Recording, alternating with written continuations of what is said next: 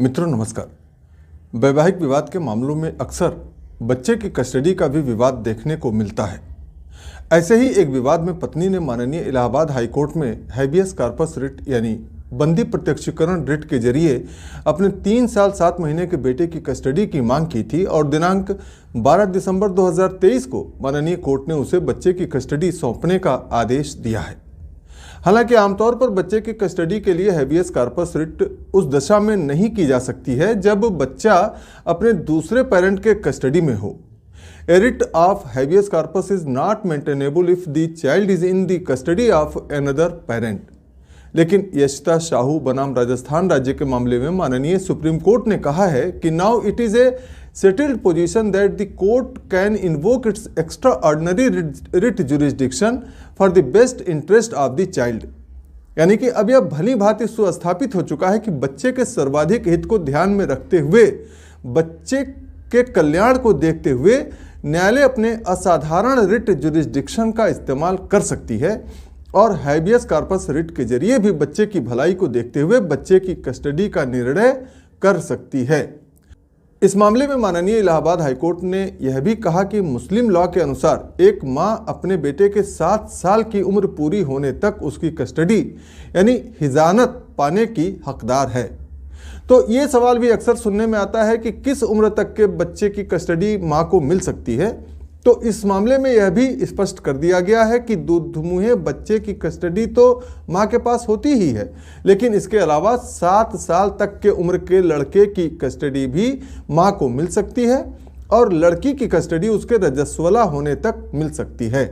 और मां का ये कस्टडी का अधिकार डिवोर्स के बाद भी बना रहेगा जब तक वो दूसरी शादी न कर ले।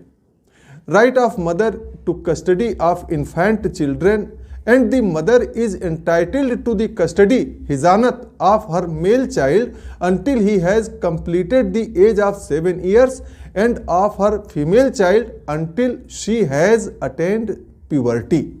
The right continues though she is divorced by the father of the child unless she marries a second husband, in which case the custody belongs to the father।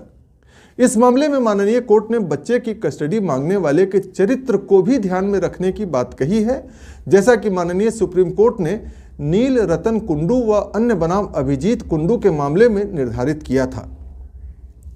It was held that character of the proposed guardian is required to be considered to determine the suitability of the spouse to have custody of the minor child. चूंकि इस मामले में पिता के खिलाफ rape और अपहरण के आपराधिक मुकदमे विचाराधीन थे, इसलिए उसके चरित्र को ध्यान में रखते हुए बच्चे की कस्टडी उसे नहीं दी गई। हालांकि पति ने कोर्ट को पत्नी के साथ लिखित सुलहनामा व तलाकनामा होने की बात भी बताई थी, लेकिन बच्चे के बेहतरी के लिए बिना इन सब मुद्दों पर कोई निर्णय देते हुए और पति पत्नी के किसी भी कानूनी अधिकार को प्रभावित किए बगैर माननीय कोर्ट ने इस मामले के विशिष्ट तथ्यों के मद्देनजर बच्चे की कम उम्र को ध्यान में रखते हुए सिर्फ बच्चे की कस्टडी मां को देने का आदेश जारी किया। इस संबंध में नील रतन कुंडू और अन्य बनाम अभिजीत कुंडू के मामले में सुप्रीम कोर्ट के फैसले का जिक्र करते हुए अदालत ने कहा कि पति पत्नी को अवयस्क बच्चे की कस्टडी की उपयुक्तता निर्धारित करने के लिए प्रस्तावित अभिभावक के चरित्र पर विचार करना आवश्यक है। कोर्ट ने कहा कि नील रतन कुंडू के मामले में फैसले को पढ़ने से यह स्पष्ट है कि आपराधिक मामले का लंबित रहना प्रस्तावित अभिभावक के चरित्र का आकलन करने के लिए महत्वपूर्ण विचारों में से एक है। इस मामले में पति को बलात्कार जैसे जघन्य आरोप का सामना करना पड़ रहा है, जिसे बंदी प्रत्यक्षीकरण के अधिकार क्षेत्र का प्रयोग करते समय नज़रअंदाज नहीं किया जा सकता है। इस न्यायालय के लिए प्राथमिक विचार उस नाबालिग बच्चे के अधिकारों की रक्षा करना और निगरानी करना है जिसने इस न्यायालय से संपर्क किया। परम कल्याण और इस क्षेत्राधिकार पर निर्णय करते समय बच्चे के कल्याण के साथ साथ बच्चे की भविष्य की संभावनाओं को भी ध्यान में रखना होगा।